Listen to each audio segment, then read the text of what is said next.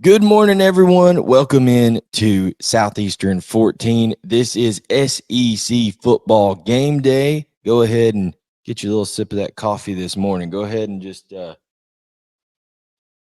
ahead and wake on up a little bit, because we got some big games today that we've got to go over.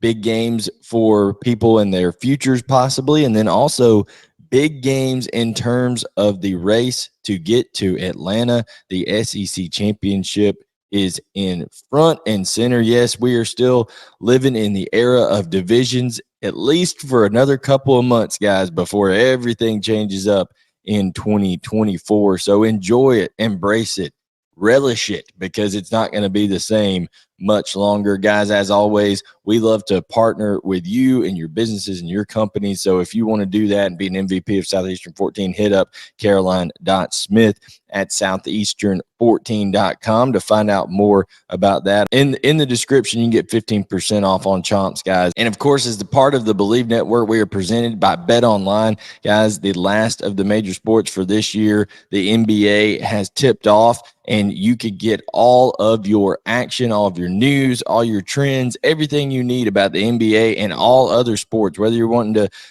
bet on NFL, college, anything you can think of, NHL, it's all over there at Bet Online. It's your top spot for all your NBA action and much more. Guys, you can get your wagering news, odds, updates, trends, predictions, everything there on Bet Online.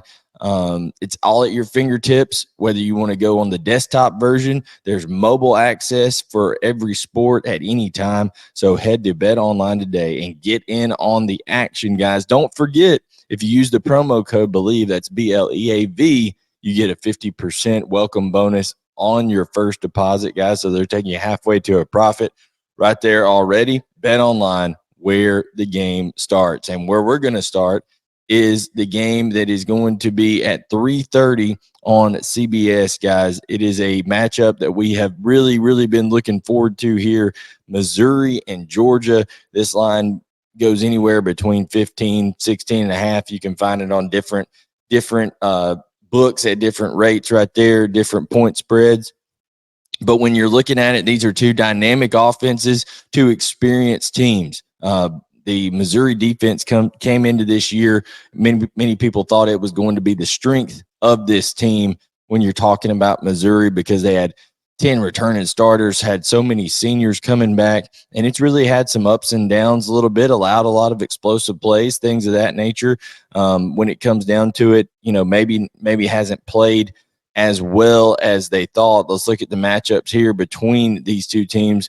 So you see Missouri has given up 38 explosive plays, so that's something Georgia will look to take advantage of, as their offense has been quite explosive and has the third amount of plays over 20 yards or more in the SEC this year. And these are SEC rankings, so 38th in explosive plays in the SEC is the Tigers defense. Now, they do get after the quarterback a little bit, and that's going to be imperative. They're 5th in the SEC in sacks, and they're going to have to do that against Carson Beck. But you can see Georgia protects Beck very well. And then the glaring difference there in third down, guys, Georgia converts only behind LSU in the SEC at over 56% of the time. Missouri is allowing teams to convert against them at 37% of the time on third down. So that is a big deal there. If Georgia can continually have success on third down, and if Carson Beck plays at the level that he has been playing, guys, then this is going to be curtains for Missouri at home, and this won't be much of a contest. But if Missouri is able to get Georgia off the field in a timely manner, prevent them from going on those longer drives and wearing down, some of the depth that Missouri has on defense, especially on the road, with that crowd noise and all that kind of stuff, then, yeah, you get the ball back in Brady Cook and Luther Burden's hands more often. You have more opportunities to make plays, because Missouri's going to hit their fair share of explosive plays as well on Georgia, I believe. You look right here, they're fourth in the SEC in terms of producing explosive plays. Georgia does happen to be first in preventing explosive plays, only allowing 21 this year. And you see the matchup there on third down. Georgia is excellent on third down defense, only allowing opponents to convert 25 out of 100 third downs this year for a rounded 25% there, guys. Where Missouri does have an edge is that red zone touchdown percentage. Georgia allows a lot of touchdowns to teams when they do get into the red zone. Now, Georgia, that's the fewest amount of red zone trips this year in the SEC. Only 17 times have people gotten down into Georgia's red zone, but they've converted those 17 trips into 13 touchdowns. So look for that. If Missouri does get into the red zone, see if Georgia changes their trend of allowing teams to get 7 points instead of 3 down there in the red zone. So that could be a big deal. But guys, overall, the depth of this Georgia team, the talent of this Georgia team is better than that of Missouri. But Missouri is playing at an extremely high level with Brady Cook, with Luther Burden. Luther Burden is the type of player that, if he gets going early, and also if you're not, disciplined and stay with him, he can hurt you at any point in time. He may be overall the best player on the field today. He's going to be a very, very big factor in this game. But make no mistake about it, okay? I said this on Twitter earlier this week, or formerly Twitter, now X. It doesn't matter if Jerry Rice is across the field from a Kirby Smart coach defense. Understand that. It doesn't matter how good the receiver is across from it. The first priority always and forever for a Kirby Smart defense will be to totally stop your run game to begin with. They're going to try to limit Cody Schrader, that run game, prevent Brady Cook from hurting you with his legs. That's going to be their first priority. Why? Because they want to make you one-dimensional. If they know you're going to have to drop back and pass, if they know that they can dictate what you're going to do, it makes it easier to defend on the back end. The question is, how many people does that take for Georgia? Can they limit the run with 5 guys? If they do, you're going to get stuffed in a locker. Can they limit it with 6? If they can limit it with 6, if Georgia can limit your run with 6, then, you can be a little bit more balanced, okay? If you are running the ball so well where Georgia has to try to find a way to get a 7th guy down into the box and bring safeties and stuff like that, that's when you can start hitting the one-on-one matchups, and that's when you can be able to take advantage of maybe Georgia on the back end. Not many teams are able to do that. Not many teams are able to make this Georgia defense get out of their game plan, especially early in games. So this is a great matchup. I think Eli Drinkwitz and Kirby Moore, 2 talented offensive minds, very innovative guys, are going to try to find ways to stress this Kirby Smart and Glenn Schumann and Will Muschamp brain trust over there on defense. But I'm just telling you guys, you saw who was on the cover. It was Carson Beck and Jaden Daniels. Those 2 guys in their respective games today, if they play at the level that they've been playing, then their teams are going to win their football games. That's how important the quarterback position is, and that's how good Carson Beck and Jaden Daniels have been playing. Now, that being said, what I just laid out about Kirby's defense and about the Missouri defense earlier with explosive plays and stuff like that, this league, for all of these games, especially these big games, as the weather turns a little bit colder, it gets a little bit darker earlier, all this kind of stuff in November, when it comes down to it, it's a line of scrimmage league, okay?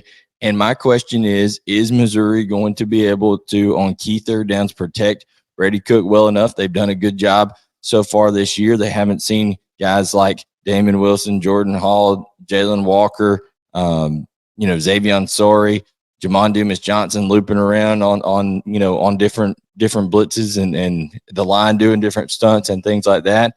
It's the best defensive front they've seen.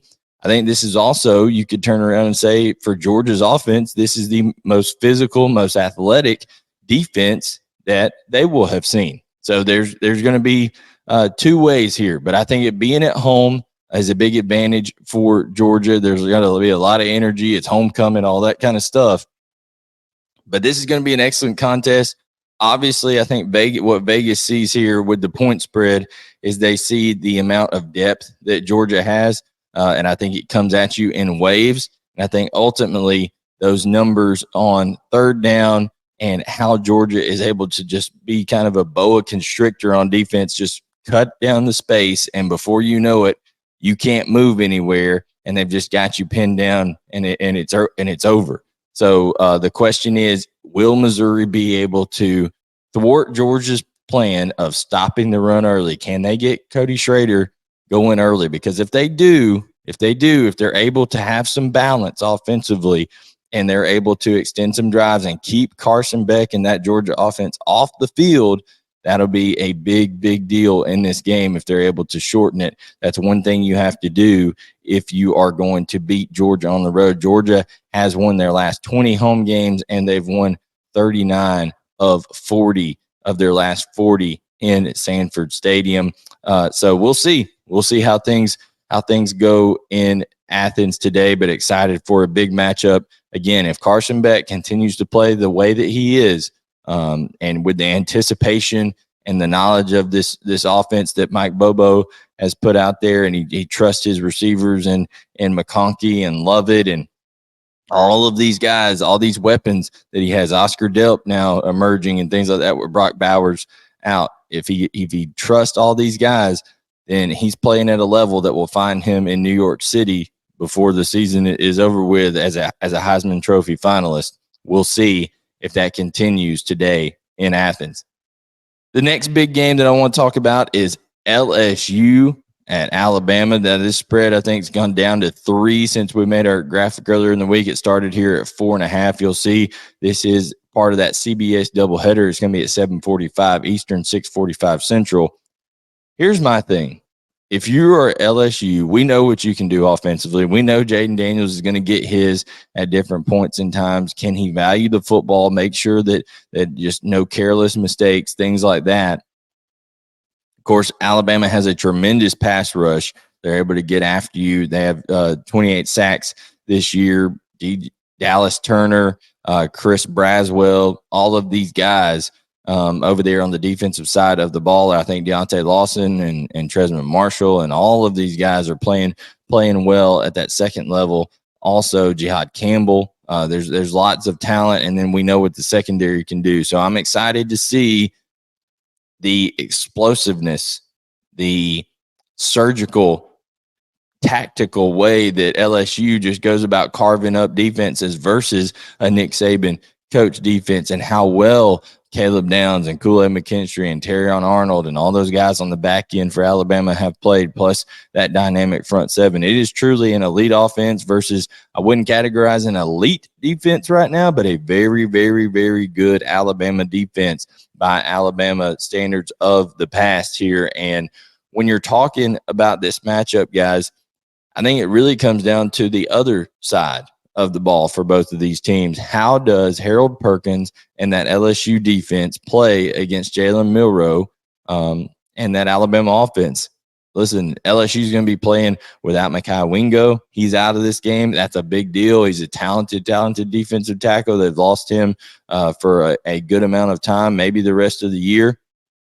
And then you're talking about not having a lot of their people on the back end, Zy Alexander, Deuce Chestnut, all these guys on the back end. They're going to be playing some young cats back there. No Denver Harris, all this kind of stuff. They're going to be playing some young freshmen back there in the secondary. And, how advanced will they be able to be with their game plan? I don't know how much you're going to be able to disguise coverages and all that kind of stuff. You're going to have to, when you're playing on the road and you got that crowd noise and all that kind of stuff. Now, I know they're not going to be tremendously loud when Alabama's on offense, but there still will be some noise and some pressure and all that kind of stuff going on in that stadium.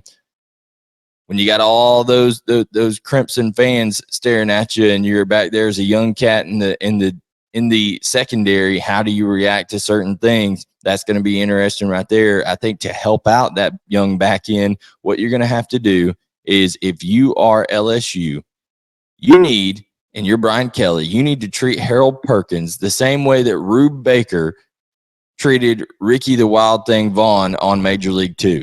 Now, if you're not a 90s baby, if you've not seen that movie, okay, then I don't know what to tell you. But if you've seen Major League 2, you know that all throughout that movie, Rick Vaughn was worried about being a complete pitcher, and he was worried about his future of his career and all that kind of stuff, and bringing different pitches and not just riding with the number one, the Terminator, the fastball, just letting it go right there and challenging people like Jack Parkman there in Major League 2. Well, Rube Baker, the catcher, at the end of the movie, Jack Parkman for the White Sox in that movie they're taking on the Indians at the end, and Rube Baker looks up at Jack Parkman and he says, "You're a great player, Mr. Parkman, but you're standing on the tracks, butthead, and the train's coming through." And then he turns to Ricky and he says, to hell with the signals, Ricky, bring it here. And he just tells him, throw that fastball, just have confidence. Well, if you're Harold Perkins, who cares about being a complete linebacker today? Who cares about putting him in different places all over the field?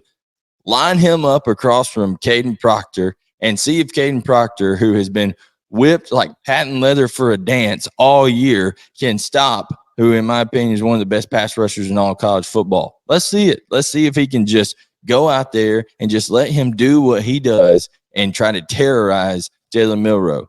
You can line him up at different spots on the line, but don't worry about dropping Harold Perkins into coverage. Don't worry about doing all that mess. Line him up at different places across the line, a lot over Caden Proctor, and see if they can protect Jalen Milroe. That is what I would say right there. Alabama has given up 35 sacks, has 126 in the country. That's dead last in the SEC. Find ways to use your strength of Harold Perkins and let him go rush the passer. And my goodness, Brian Kelly and Matt House have forgotten more football than I'll ever know. But I know when you have a dynamic guy like that, you just use him over and over and let him do what he does best when his best is required. And his best is required today at Bryant-Denny Stadium against a Alabama offense that can be very explosive and can hit the deep ball. But you know what they got to do to be able to hit the deep ball? They got to have time to throw it. And if Jalen Milroe's on his back, he can't do that. So that is what I'm doing if I am LSU, if I'm Brian Kelly, if I'm Matt House. I'm finding different ways to line up Harold Perkins against this offensive line that has had trouble and just saying, go get him, guy. And also they're going to run the ball a fair share. He can also tackle as they say in the NFL, play the run on the way to the quarterback. Okay. Cause that's what you can do.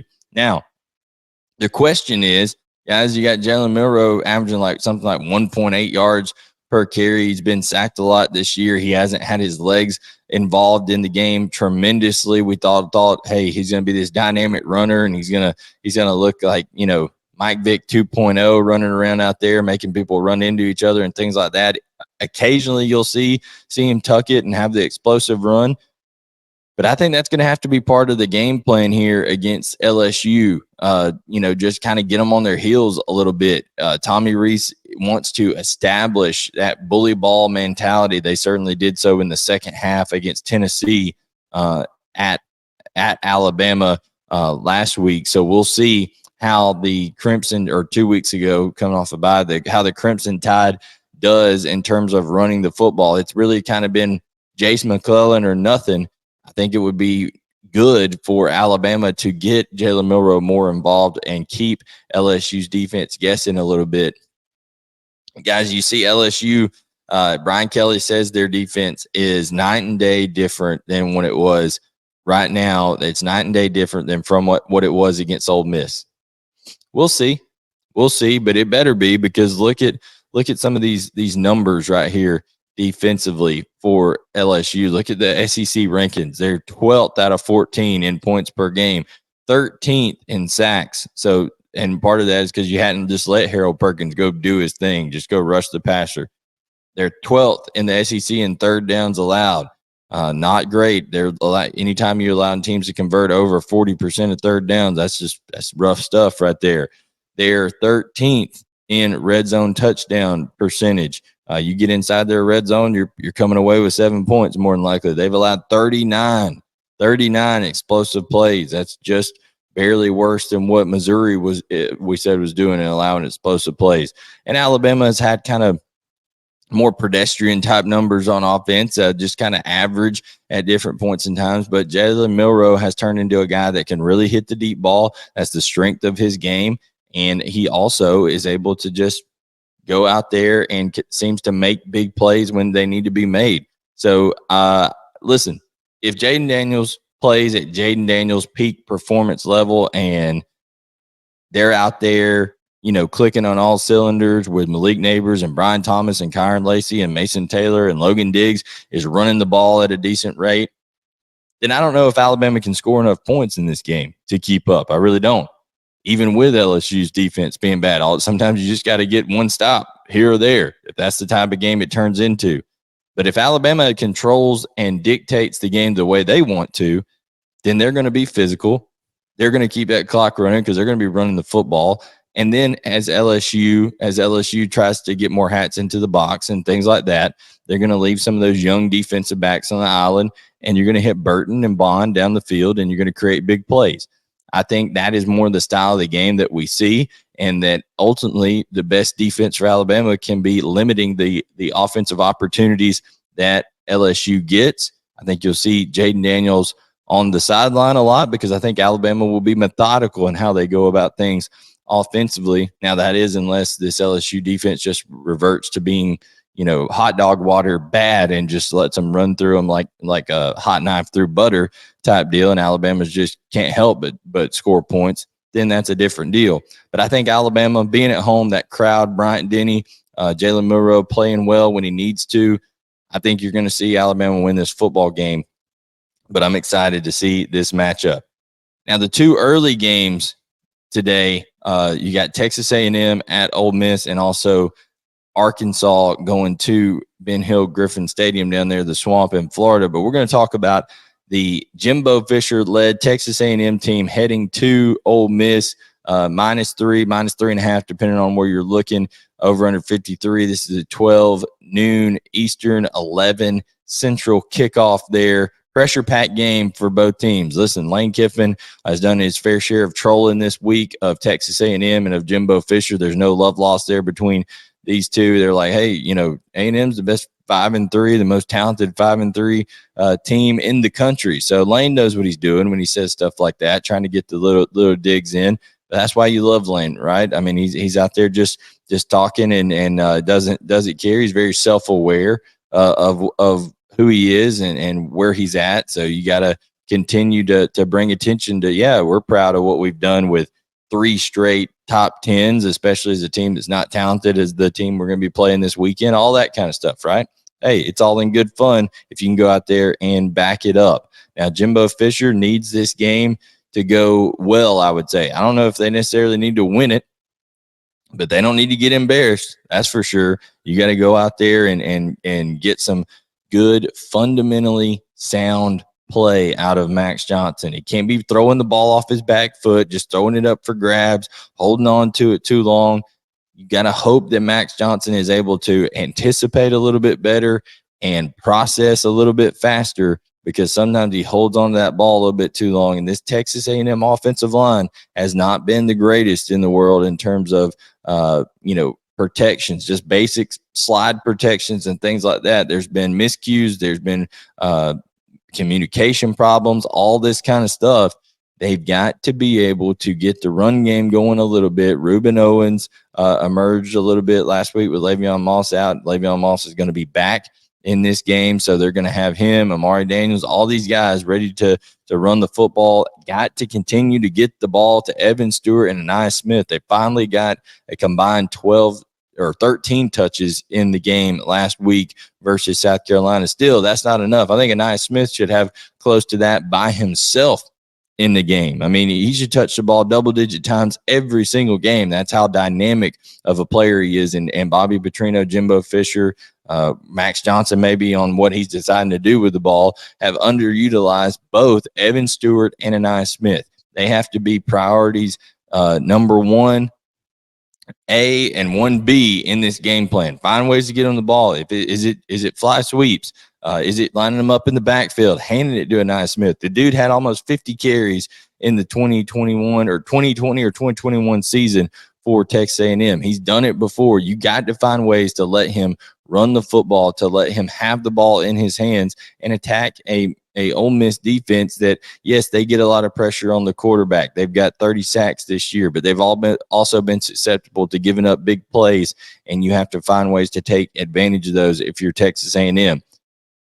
I'm very intrigued to see the matchup of Texas A&M's front seven: Walter Nolan, Edgerrin Cooper, Terran York, all these guys against Quinshad Judkins and the Ole Miss offensive attack, especially running the football. Judkins, Bentley, a great 1-2 punch there for Ole Miss. Jackson Dart can hurt you with his legs as well, and they don't have a shortage of weapons out wide either. With Harris and Watkins and Priestcorn and all these guys in their passing attack, a very potent offense there against a talented defensive front there for Texas A&M. Edgerrin Cooper, guys, for A&M at linebackers, playing at an all-American type level.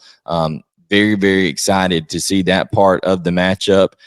I think that Texas A&M has a shot in this one if they're able to limit Quinshad Judkins early and force Jackson Dart to continually over the span of a whole game be accurate and have to make throws in tight windows throughout the game. That's the secret to stopping Ole Miss. You got to thwart that run game early, because Lane Kiffin, once he has his run game going, then he feels like he's able to he's a cook with all of his ingredients. Then he can go in and he can add a little something here, add a little something there, and boom, you got 28, 35 something points hung on you before you know it as a defense. Got to stop that momentum early. Got to take the crowd out of it there. It's an early kick, so maybe you got a chance to catch them a little bit sleepy over there in Oxford. Okay, and they won't be full throat over there in Vaught-Hemingway Stadium against you, maybe to start off with. So it's incumbent that Texas A&M gets them out of it early, has a quick start, and that'll help out here on this game in Oxford. So another game that I'm super excited to see, and looking forward to seeing how this goes down, because, guys, if Ole Miss wins this football game, they by the end of the day could be the top team in the SEC West, especially if LSU is able to take down Alabama. Then they've got the tiebreaker over LSU, and they would be in pole position there in the West to head to Atlanta. Now, that would also put down a showdown, depending on what Georgia does with Missouri, of the two teams that lead each division next week in Athens. So we'll see how things go there, but a lot of intrigue around this game as well.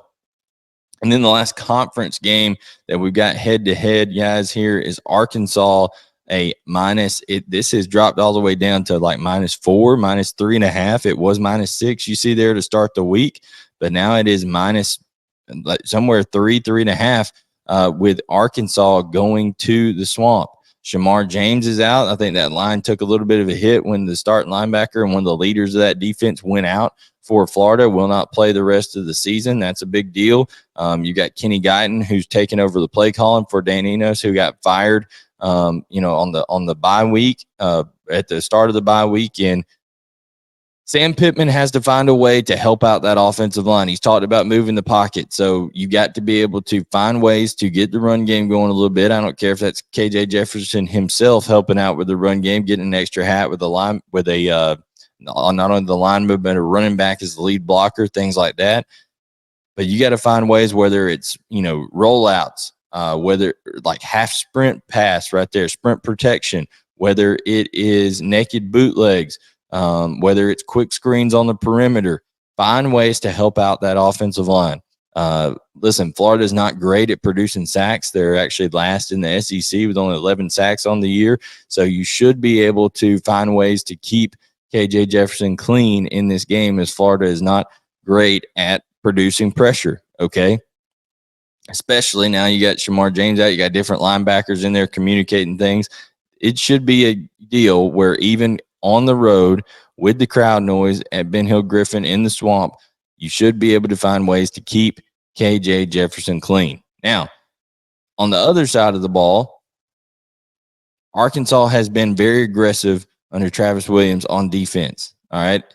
I think this is a game where they can afford to be aggressive, try to get their hands with Dwight McGlothern and those corners and nickelbacks and things like that on these Florida receivers. Now, other than Eugene, Trey, whatever you want to call him, Trey Wilson, Eugene Wilson, other than him, I don't think there's a guy that you're just really scared to death of with, their playmaking ability out there. I know Ricky Pearsall has made some nice catches, but I don't think athletically he's, just tremendously superior to anybody you have back there in the secondary.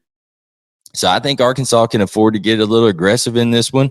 Can, try to, I think that obviously with Graham Mertz, if Landon Jackson and those guys up front can affect him a little bit with it being an early kick and all that kind of stuff, I think Arkansas can stay in this game. I mean, guys, they've been right in the game with LSU earlier this year, right in the game with Alabama on the road, right in the game with Ole Miss on the road. This is a team that's battle tested on the road. They're not going to be daunted by this task of going into the swamp. The question is, can they play better on the offensive line? And, can they have a little production? If they do, then I think that's why this line is trending towards Arkansas, because I think it's going to be a tight one here. Now, Graham Mertz and this Florida offense have played really well at home, so we'll see if they're able to convert third downs better. It's all about, can they get Trevor Etienne and can they get Montrell Johnson going? If they do, and they keep that Arkansas defense having to worry about stopping the run consistently, not being able to get after Graham Mertz, then Florida can have a good day offensively. So I'm excited to see that one. Guys, we have a couple of non-conference matchups. Well, another conference matchup with Vanderbilt and Auburn, but I'm telling you, I like Auburn to just take care of business there. Not even going to spend a whole lot of time on breaking that one down, guys.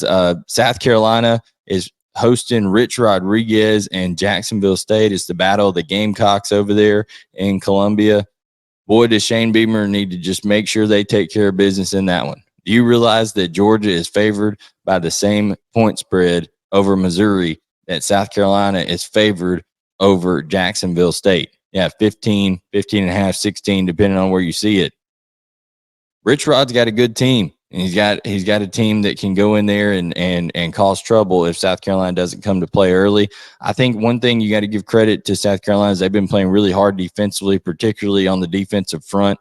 They've played really hard this year. They've just been a patchwork deal on the offensive line. A lot of injuries, a lot of things that have kind of hurt their continuity up there, and it's really been a shame because Spencer Rattler has played a high quality level of football.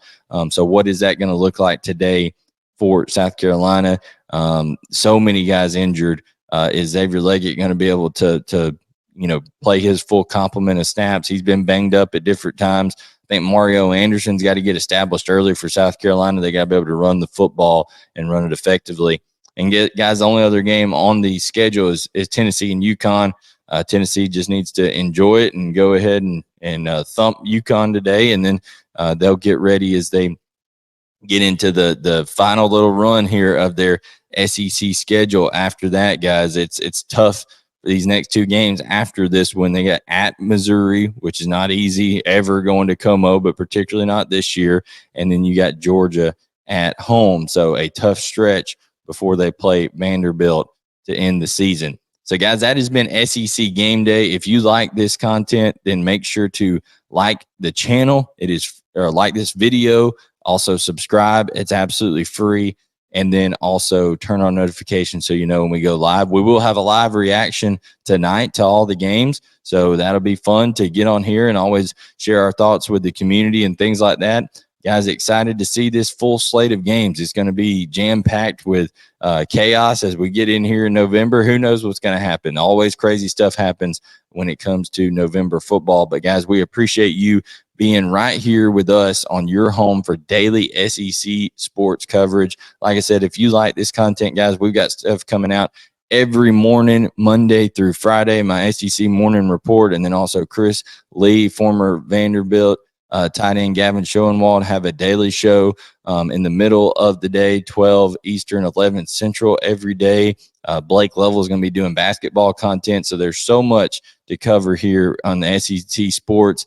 And, hey, we appreciate you tuning in to it right here on Southeastern 14. So for everyone at Southeastern 14, I am Blayne Gilmer. Thank you for tuning in, and we'll catch you guys next time right here to talk more about the greatest conference in all of sports, the SEC.